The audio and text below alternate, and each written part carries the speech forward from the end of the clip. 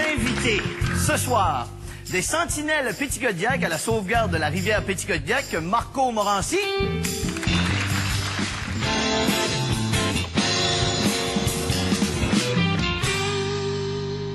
Vous avez sûrement déjà entendu parler de sentinelles Péticodiac qui sont à la sauvegarde de la rivière Péticodiac.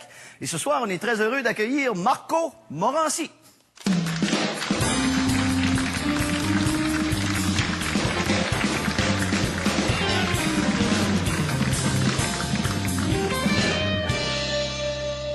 Bienvenue à l'émission. Merci, merci. Et on est content de t'accueillir. On ouvre nos vannes pour toi. Hein? Hey, non, mais c'est vrai, on a beaucoup entendu parler de la rivière. Hein? On a entendu parler, on ouvre les vannes, on va peut-être fermer les vannes. Il y en a qui sont contents, il y en a qui sont pas contents. Où on est rendu, là, présentement, avec tout ça? On est content. Vous êtes content? Oui, on est content. Oui. Parce que là, ça a été ouvert, quoi, en avril? Là, oui, le 14 avril. Ça fait à peu près presque 6 mois, là. C'est moi que ça a été ouvert.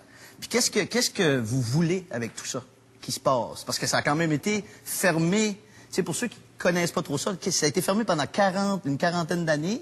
Et là, tout d'un coup, pourquoi c'est important d'ouvrir tout ça et qu'est-ce que ça va faire? Ça a été fermé pendant 42 ans. 42. Ça fait que, vraiment, puis pendant toutes ces années-là, ce que ça fait, c'est que ça bloquait le passage des poissons.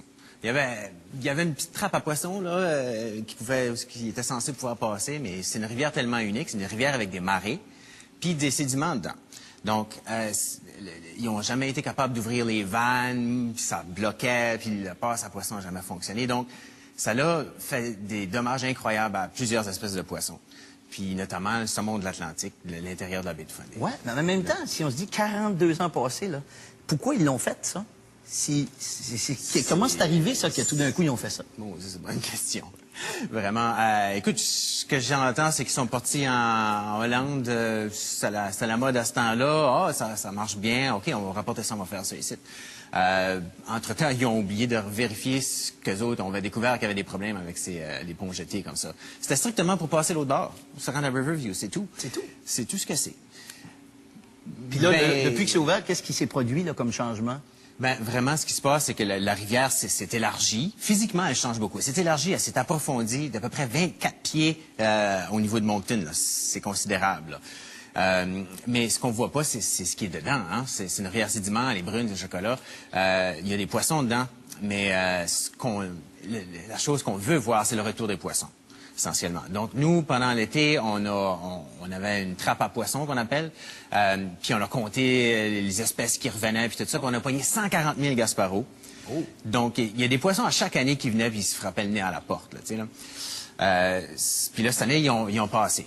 Ce qu'on veut voir, c'est toutes les autres espèces de poissons passées, mais ils sont pas là. Comme le Tchad, la lobe savoureuse, qu'on appelle, ils sont pas là encore. Qu'est-ce d'autre vous avez trouvé, comme dans vos... Ben, moi, la première fois que je suis allé à notre filet à poissons, il y avait un phoque qui m'attendait. Un phoque qui a suivi la run de Gasparo. Écoute, faut réaliser que c'est la baie de Fundy, là, qui arrive au centre-ville de Moncton, là. Mais avant d'ouvrir les vannes, vous avez sûrement fait une étude, vous aussi, là. On dit pas juste on ouvre les vannes, on vérifiera ce qui va se passer. Mais là, depuis que c'est ouvert, est-ce que ça va plus vite que ce que vous vous attendiez? Comme, est-ce que ça s'élargit un peu trop vite? Est-ce que... Dans ce sens-là? Oui, pour une fois, on est content d'avoir de l'érosion sur une rivière. D'habitude, c'est pas le cas. Mais ça va beaucoup plus vite que tout le monde l'avait prévu.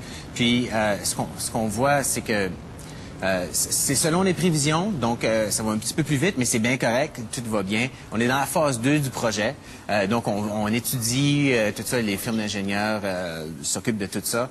La phase 3, ça va être la construction d'un pont pour remplacer le pont jeté.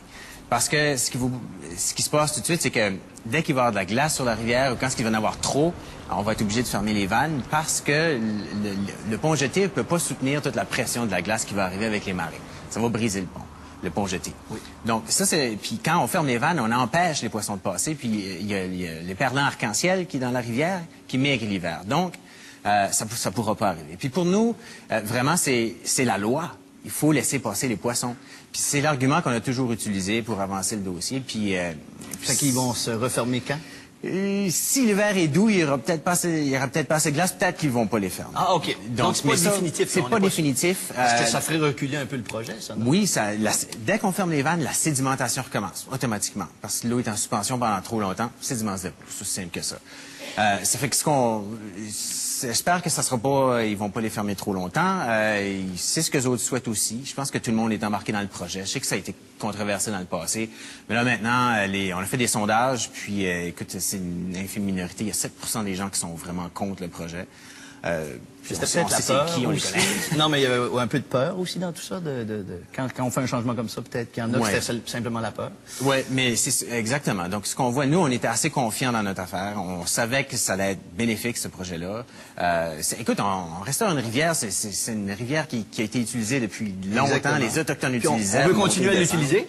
Hein? C'est- Ben, nous, tout ce qu'on peut vous souhaiter, c'est que le projet continue, puis que ça continue dans le bon sens, dans le sens que tout se passe bien, qu'il n'y ait pas trop de problématiques. Ben, merci d'avoir été là pour nous en parler. Marco Morancy, merci beaucoup. plaisir. Ouais. Et là, on va écouter ensemble la deuxième pièce de Dominique qui nous interprète Elvis.